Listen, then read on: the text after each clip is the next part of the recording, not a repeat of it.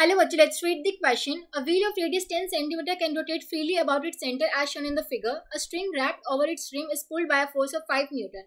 It is observed that the torque produces angular acceleration of 2 radian per second square in the wheel. What is the moment of inertia of the wheel? ठीक है, a wheel of radius 10 cm है, r की value हमें दी हुई है 10 cm, 10 cm यानी कि 0.1, ठीक है.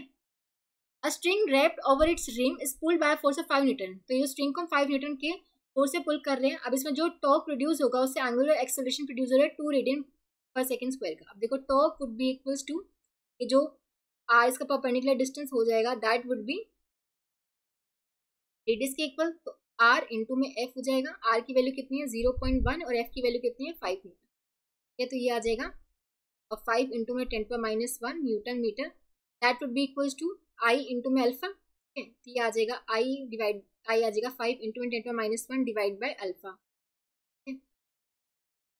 अल्फा की वैल्यू कितनी दी हुई है 2. ये आ जाएगा 2.5 इंटू में 10⁻⁻1 kg मीटर स्क्वायर, या फिर हम लिख सकते हैं 0.25 kg मीटर स्क्वायर. तो ये आपका मोमेंट ऑफ इनर्शिया हो जाएगा. That would B option A. Option A would be the correct choice. I hope आप सबको समझ आया होगा. Thank you so much.